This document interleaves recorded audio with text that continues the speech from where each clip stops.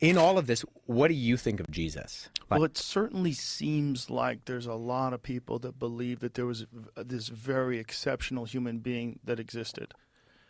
So the question is, what does that mean? Does it mean he was the Son of God? Does it mean he was just some completely unique human being? Right? Or do we all have that inside of us? Do we all have that ability to change everything around us inside of us? Do we all have that unique connection to the divine? And is he a representation of the best version of that? Or was he an actual person that was the Son of God? And is it important? Yeah. I don't know. Joe's asking the right question right here at the end of this. By the way, the entire discussion you've got to watch. It's a wonderful discussion between Joe and Wes, so I highly encourage you to watch the whole 3 hours. But this question here, is it important? I'm reminded of what C.S. Lewis said. He said, Christianity, if false, is of no importance, and if true, of infinite importance. The only thing it cannot be is moderately important, unquote. Now think about that.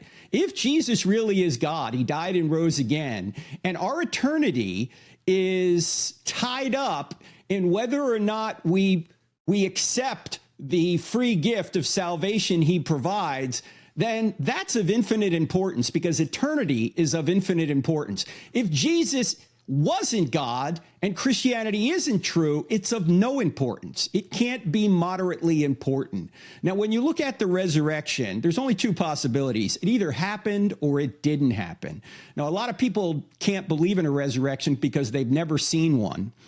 Well, ladies and gentlemen, if resurrections occurred all the time, what would the resurrection of Christ mean to us?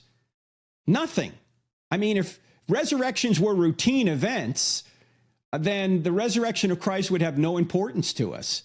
You know, you go to somebody, you go, Jesus rose from the dead to prove he was God. And the guy goes, so what? Uncle Leroy just rose from the dead 2 weeks ago. You know, now I got to give the inheritance back. No, you'd go, well, it's no big deal if resurrections occurred all the time. They have to be rare events if they're going to get our attention. Now, the greatest miracle in the Bible is not the resurrection. The greatest miracle in the Bible is the first verse. In the beginning, God created the heavens and the earth. If that verse is true, then every other verse is at least possible. And now you even have atheists admitting that the universe had a beginning. Of course, they don't think it's God, but what else could it be? If space, time, and matter had a beginning out of nothing, it would seem that the only thing that could have caused the universe to come into existence out of being is something spaceless, timeless, immaterial, powerful, personal, and intelligent. That's what we mean by God. So if Genesis 1:1 is true, a miracle like a resurrection is possible. It's at least possible. Now, did it happen or not? Well, remember, the writers of the New Testament were all Jews with the exception of Luke. Luke's the only Gentile.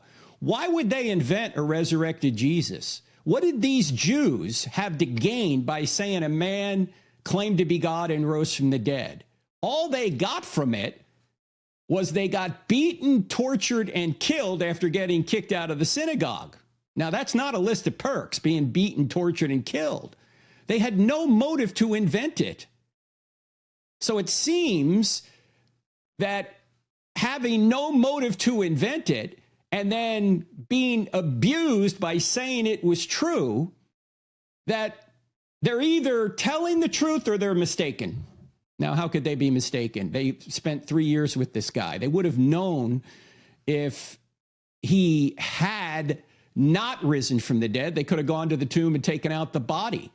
The tomb was empty. The Jews admitted it was empty. Why did they have to come up with an empty tomb story or explanation for the empty tomb if the tomb wasn't empty? There's no reason for them to steal the body. That would make no sense.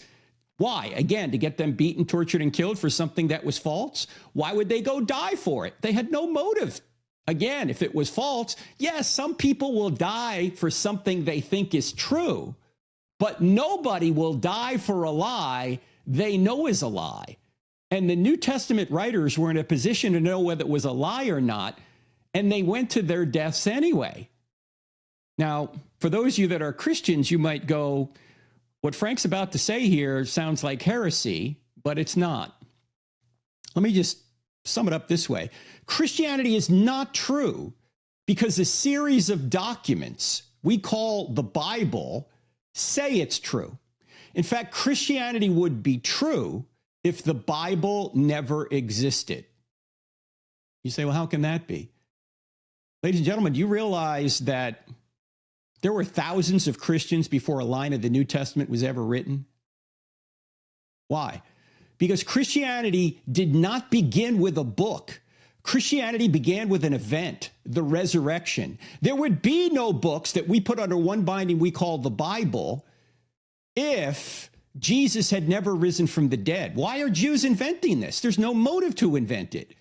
The only reason that they wrote it down was because it really happened. In other words, the New Testament writers did not create the resurrection. The resurrection created the New Testament writers. Otherwise, there's no way to explain why we have these documents and why the explosive growth of the church took place from the city that Jesus is alleged to have risen from the dead in. They could have refuted that by going to the tomb and taking his body out. They couldn't. His body wasn't there. He was still using it in a resurrected way. It seems that the best evidence we have shows that Jesus rose from the dead. And if Jesus rose from the dead, the most important question any of us can answer is, are we going to trust in him and follow him and have our sins forgiven and then given his righteousness? Because, ladies and gentlemen, Jesus did not come to make bad people good. Jesus came to make bad people forgiven and heirs of his kingdom.